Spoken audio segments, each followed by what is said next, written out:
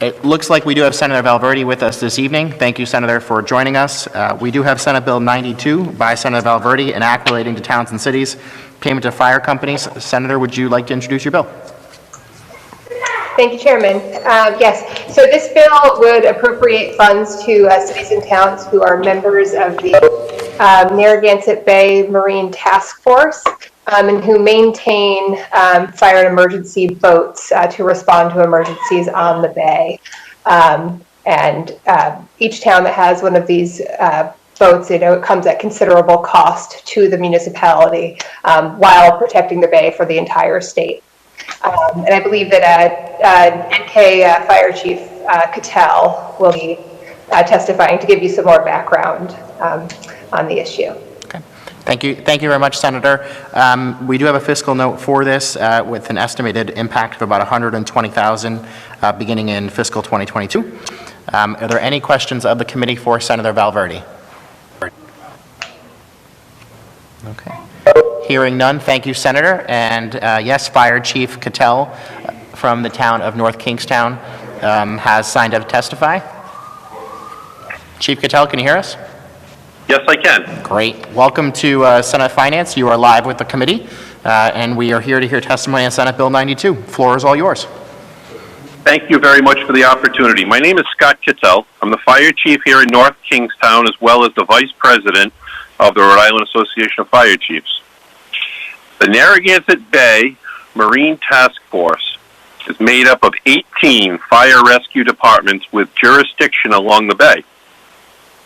The department vessels have a few different capabilities, some with firefighting pumps, others with just rescue abilities, and yet the largest, most modern and advanced vessels have what is called CBRN, which is chemical, biological, radiological, nuclear, and explosive compliance. This compliance is a level of equipment, training, and protection as set forth by the National Fire Protection Association and the United States Coast Guard.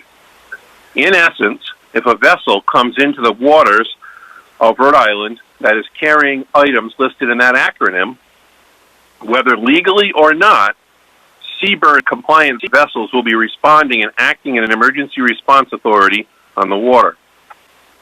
In the past 4 years, emergency responses on the water in Narragansett Bay have doubled from 77 calls in 2017 to 149 this past year.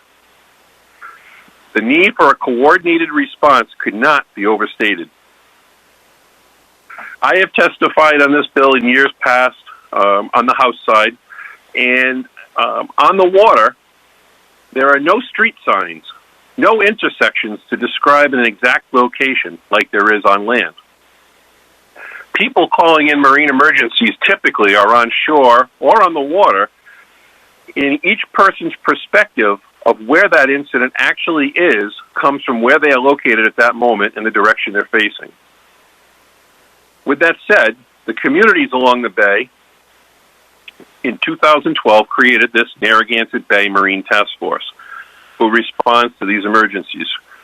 When a person calls 911 to report a marine emergency, the call goes to the United States Coast Guard at Woods Hole on Cape Cod and the Cranston Fire Department. Cranston is a regional dispatch center called Metro Control, and upon receiving a call, they look up on a map with prescribed districts, and they notify the assets closest to the emergency. Due to a number of factors, anywhere from 4 to 6 vessels are dispatched to respond from surrounding departments. With over 38,836 vessels registered in Rhode Island, whether pleasure craft or commercial vessels, as the ocean state, we certainly live up to our name. We have a number of passenger ferries carrying hundreds of people on a regular basis through our waters. We have mammoth ships carrying liquefied natural gas up the bay to the Port of Providence, as well as automobile transport ships carrying cars into the Port of Davisville multiple times per week. The Port of Davisville is also slated to become a laydown area for an up-and-coming wind farms to be constructed off of the Rhode Island shores. thus making the waters that much busier. The United States Coast Guard is no longer in the firefighting business. They expect the local communities to respond and handle these type of emergencies. This legislation would provide some financial relief to these communities who spend a significant amount of money annually on maintenance, fuel, and training for emergencies that occur across unmarked jurisdictional borders on the water. We are certainly prepared to support one another, but this bill would help soften the impact. Many of you, I'm sure, recall just a few months ago the fire on Prudence Island. That evening, fireboats, fire rescue vessels from the area responded and pumped water out of the bay to control that fire. That fire that evening destroyed and damaged between 4 and 5 homes. And had it not been for these resources getting there in the timely fashion they did, the leaders of Portsmouth and Prudence Island feel they would have had a much greater conflagration and lost a lot more property. We do a good job with what we have to work with. Passage of this bill would certainly help the communities that maintain these vessels. I'd like to thank the Senate Finance Committee for your indulging me this afternoon, and I will answer any questions you may have. Thank you very much, Chief. And we do have some written testimony from several of the other surrounding communities, the International Association of Firefighters, as well as the fiscal notes. So thank you so much for being here this evening. Any questions for the Chief from the committee? Okay. Thank you, Chief. That concludes the testimony on Senate Bill 92. Is there a motion from the committee?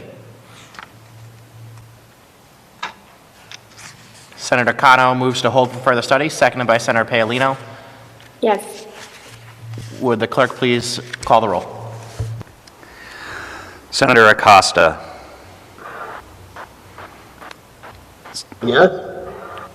Senator Acosta, yes. Senator Cano. Yes. Senator Murray. Yes. Senator Paolino. Yes. Chairman Pearson. Yes. Senator Seveny.